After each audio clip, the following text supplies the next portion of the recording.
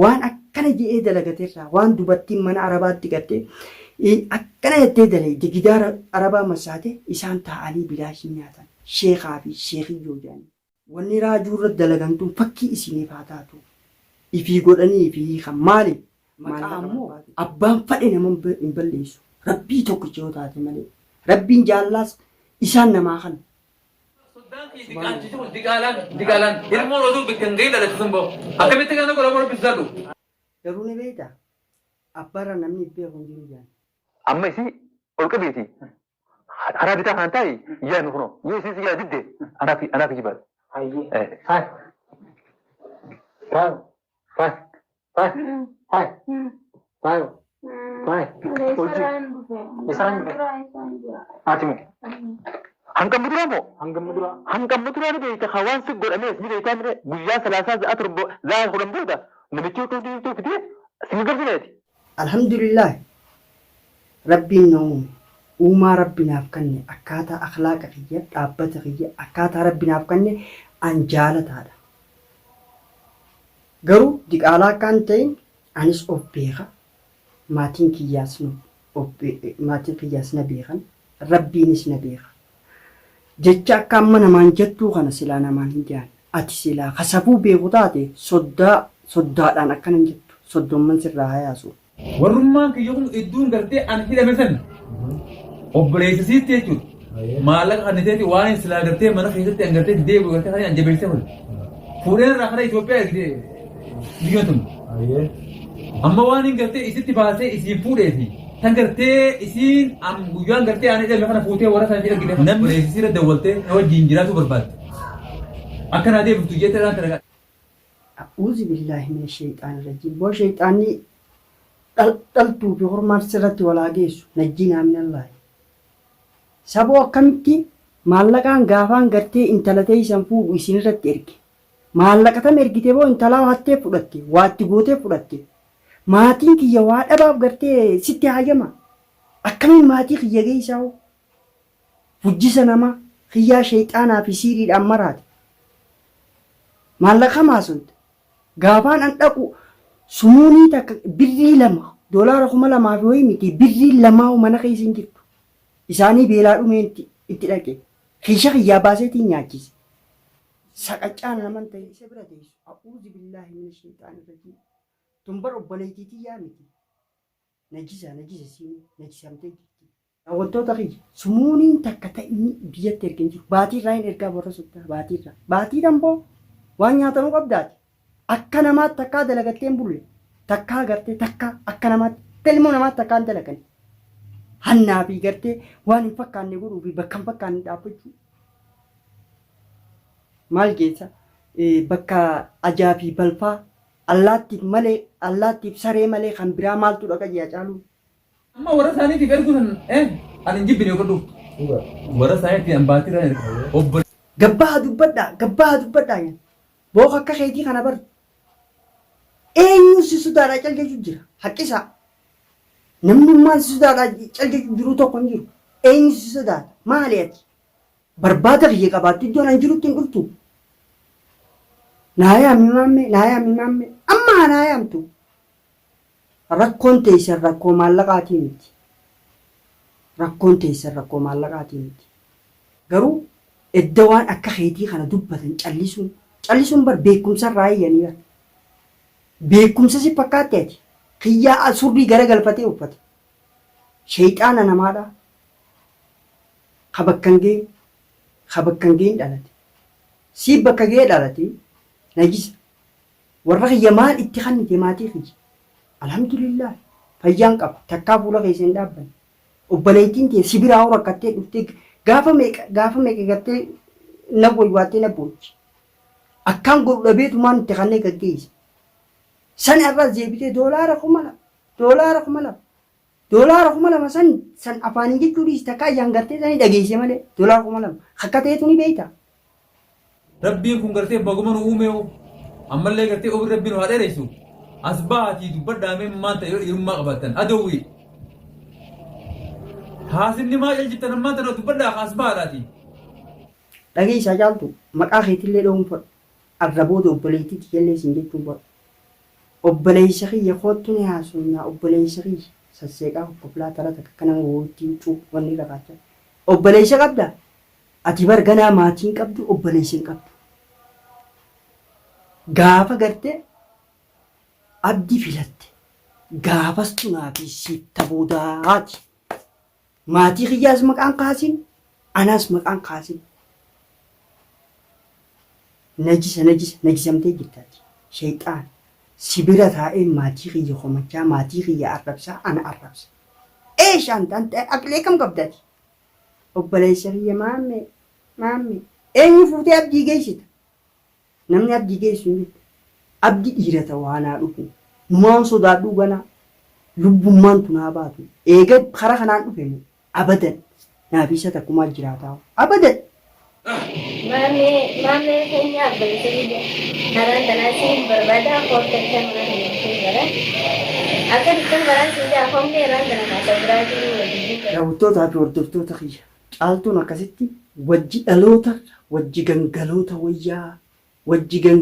wayyaa jedhan obboleessa wajji dhalatanirra jaarsuma gartee huccuu yaafatanii qullaa wajji bulan santu irra wayya jettee akkas filatte hanga har'aatti hin dubbanne maaliif hin dubbatin waan garii oromoon safuudheetti gabbaa'ee obboleettiin tiyya akkanaa jee dubbachuu niin qaanfadhe niin saalfadhe suniifin callise maal janammaas hayyoonni maal jana hayyoonni oromoodha dubbii bahan dhoorkan gala dhoorkanii jiran waan nama afaan deemu afaan hin fiiganii jiran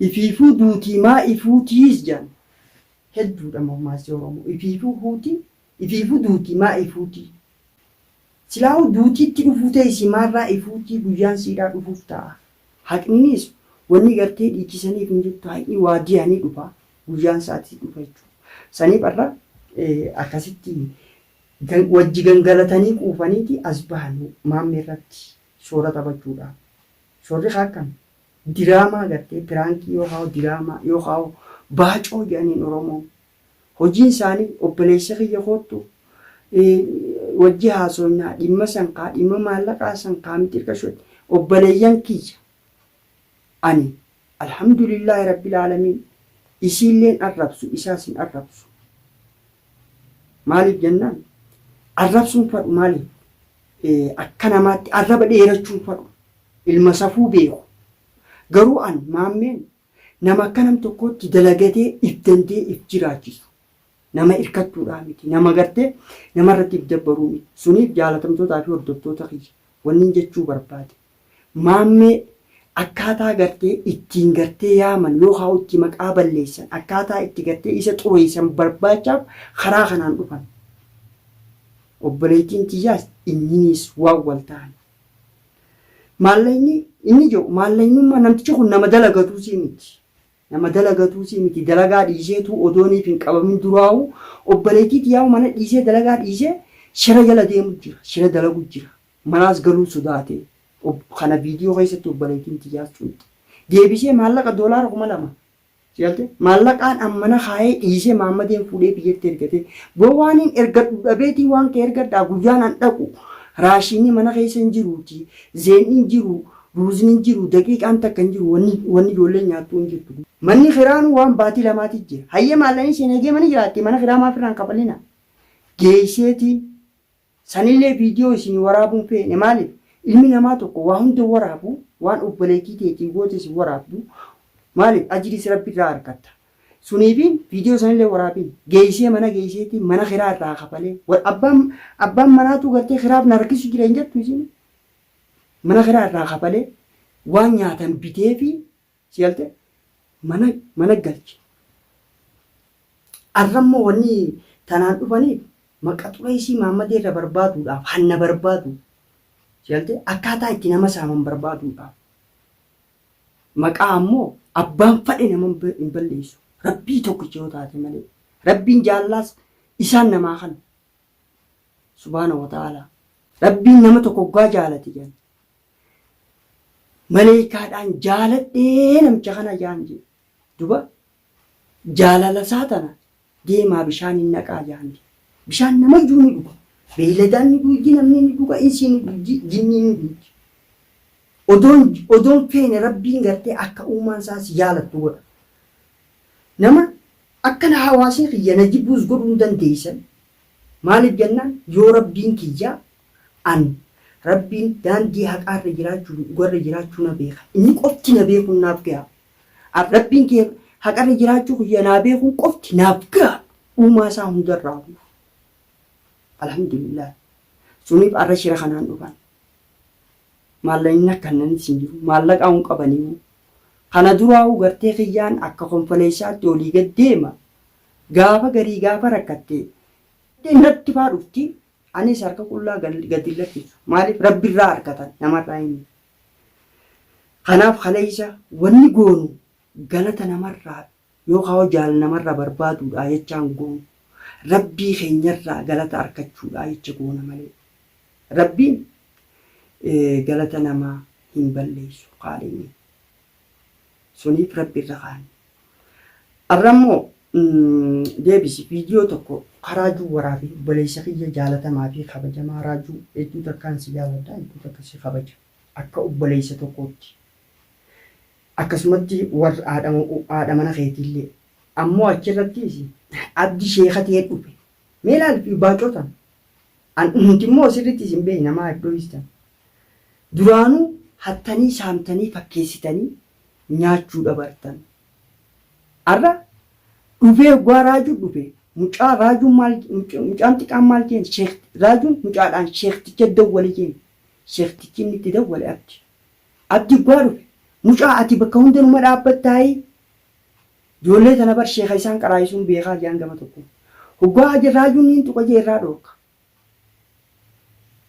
Akkaataa maallaqa itti argatan, akkaataa maallaqa itti Oromoo saaman, akkaataa maallaqa itti hawaasa keenya saaman, ijoollee barsiisanii geessanii hoggaa ijoollee waa nama goote dhaqanii sheeka ta'anii irraa hiikanii maallaqa fudhatan. Waanuma ifii godhan harka isaaniitiin ifii godhan dhaqanii irraa hiikan. Deebisanii booda sheeka ta'an maallaqatti nyaatan jechuudha. Waan namni akkana ji'ee fiti.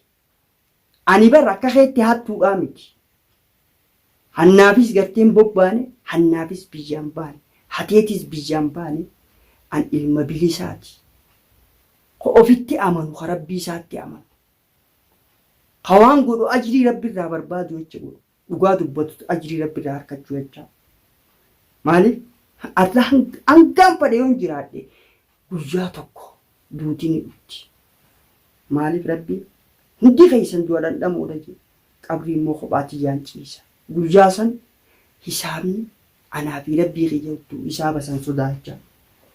Jaalta sun raajuu akkasitti duba irraa siin fixuu jeen boodarraa laal raajuu irraa siin fixuu hoggaan hin dhaqee maallaqa kiyya gartee fudhadhe boodaan deebisee irraa sii fixaadha. Dubbii gartee amma raajuu irratti dalagan kana namni ergees abdumaa fi garee isaaniiti. Namni akka sheekaatti irraa hiikuu dhaqees abduma. Namni abdi dhaabbatee ammaas lamata ijoolleen biraata akkanatti tuntee akkana gootee jirti. Raajuun ammoo namoota gartee shira isarra yaadan tarkaanfii irra fudhate. Namoonni biraa kaayidhaa jirus baasii jee. Abdii jaan jechuudha. Mee waan kana keessatti Oromoo ni hubattanii. Shirri dila kana gee.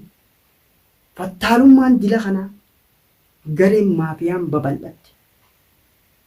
Saniif arramaan meedhaaf yaa'an. Wanni raajuu irratti dalagantuun fakkii isiniif haa taatu.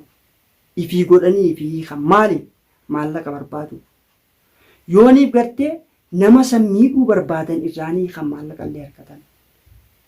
Akkasitti maallaqa nama saamaa turan saamaatis jiran jechuudha.